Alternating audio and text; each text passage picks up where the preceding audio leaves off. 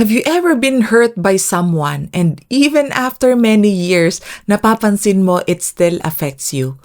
Maybe not all the time, but when you see them or even just think about them, bumabalik yung feeling. And I think lahat tayo naka-experience na yan. And it's not just emotional. You notice it in your energy. Parang may bigat, may tension, hindi ka as focused. And minsan, kahit nag-work ka, hindi ka fully present. And without realizing it, it starts to affect how you show up in your work, in your decisions, in your relationships. Minsan, mas mabagal ka mag-decide or you overthink more than usual. Or you feel mentally drained kahit hindi naman ganun kabigat yung task. And what makes it even more complex is this. You still care about those people who hurt you. So there's this quiet conflict inside you na you value the relationship but at the same time, there's something in you that hasn't fully settled yet. And if you've experienced that, this episode will help you understand why that pattern stays active and how it can begin to shift so it no longer drains your energy or affects how you show up. Most of us were taught that when life gets harder, the answer is to think harder. But many of the biggest breakthroughs in my life didn't come from thinking more. They came from understanding the mind and learning how to quiet it. If you're a business owner, leader, or professional dealing with stress, uncertainty, and the challenges that come with growth, you're in the right place. In this podcast, I share realizations about life, work, and the mind, and how quieting the mind helps us think more clearly, make better decisions, and take focused, effective action. Welcome to Realizations with Clarissa. When we feel hurt by someone, especially people close to us, our mind naturally tries to make sense of it. And usually, ganito ang takbo ng isip natin. They shouldn't have done that. That was wrong. They hurt me. They should know better. Why would they do that to me? And then sometimes, it becomes more personal na they don't care about me. They don't respect me. I didn't deserve that. Sounds familiar ba? I think lahat tayo dumaan na dyan. And the more we replay these thoughts, the more the feeling stays alive. Even if the situation already happened years ago. And here's what's interesting. When we get hurt, it's not just the event that creates the pain. It's the ongoing interpretation of it. Because your mind keeps going back to what happened, re-evaluating it, replaying it. And every time it does that, the emotion can get reactivated. So even if the moment is over, the experience can continue inside you. And because part of your mental space is occupied by that, nababawasan yung attention and energy na pwede sana mapunta sa work, sa decisions, and important priorities mo. And unless something shifts at a deeper level, the same emotional response can keep getting triggered kahit ilang beses mo na siyang nitry na i-work out. And this is very common when the hurt involves people close to us because the closer the relationship, the deeper the expectation. And when expectations are not met, the impact feels stronger. And I remember working with someone who approached me for business and leadership coaching.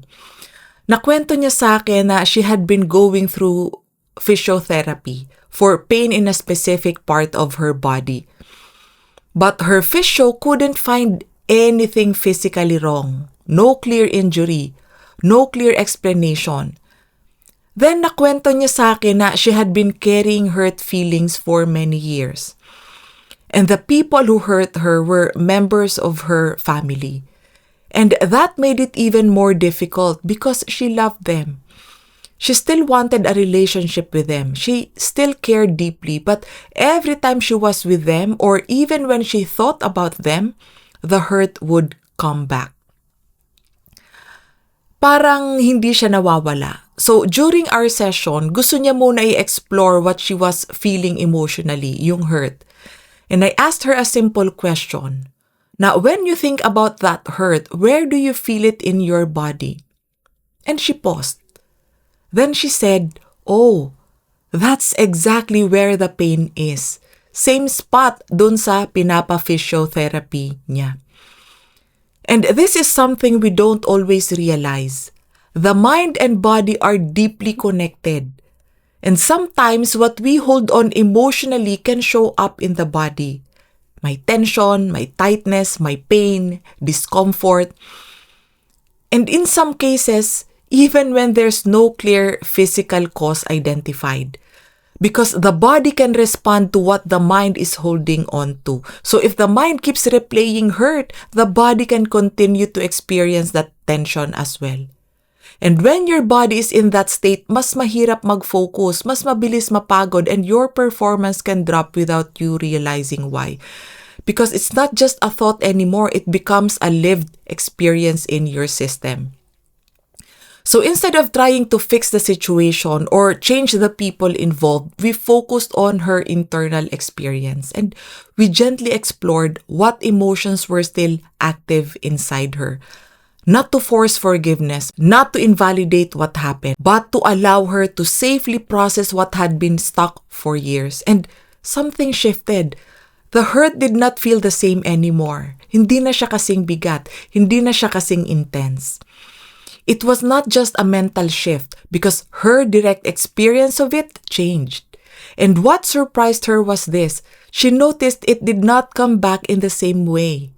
And at the same time, she noticed that the part of her body started to feel better. And a few weeks later, she messaged me. She said that the session helped her a lot.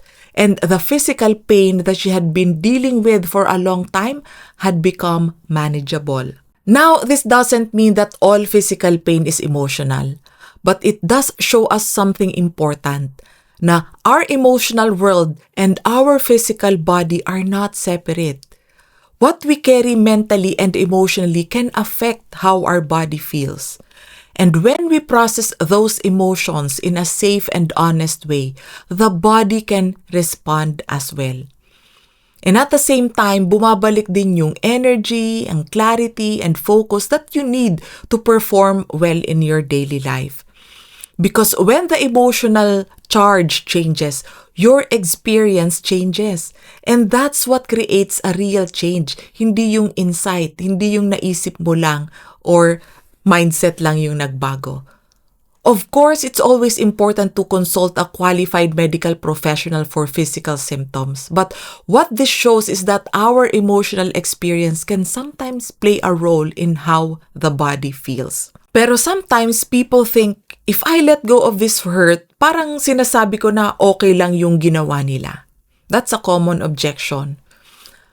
But that's not what's happening. Kasi letting go of the emotional charge is not about approving what happened. It's about freeing yourself from continuously reliving the pain. Because holding on to the hurt doesn't protect you. It keeps you connected to the pain. So instead of asking, why did they do that? Why did this happen to me? You can gently shift to, what am I still holding on to? What is my mind repeatedly bringing back? Where do I feel this in my body? And that's not to judge yourself and not to rush the process, but to become aware. Because awareness is where the shift begins. And from that awareness, you can start to experience the hurt in a different way instead of repeating the same pattern. And if there's someone in your life who hurt you and you notice that the feeling is still there, you don't have to force yourself to move on quickly. But you can start by noticing, when does it come up? What thoughts appear with it? What does it feel like in my body? Because sometimes what we've been trying to fix outside is actually something that needs to be gently processed inside. And if you're listening to this and you recognize yourself in this pattern, yung tipong matagal mo nang dala and you've tried to move on pero bumabalik pa rin yung hurt, you don't have to figure this out alone. Sometimes, one honest conversation can help you see what you haven't been seeing and start exploring what you've been carrying for years. Not just to understand it, but to actually experience it differently, in a way that no longer holds the same intensity. If you feel ready for that kind of exploration, you can book a coaching consultation with me. I'll put the link in the description. And remember, the hurt doesn't stay because you are weak. It stays because your mind is trying to protect you, trying to make sense of what happened, trying to make sure it doesn't happen again. Parang sinasabi ng isip mo, mag-ingat ka na para wag ka na ulit masaktan. But sometimes, in trying to protect you, it ends up holding on to the pain. Kaya kahit matagal na, bumabalik pa rin yung bigat. And that weight doesn't just stay emotional. It affects your energy, your focus, and how you show up every day. And the real shift doesn't come from trying to think differently about it, but from changing how you actually experience it inside. Kung nakaka-relate ka sa episode na to, follow or subscribe to the podcast so you don't miss future episodes. And if you know someone who might find this helpful, feel free to share it with them. And thank you for spending this time with me. I'll see you in the next episode of Realizations with Clarissa. And keep building your mental fitness.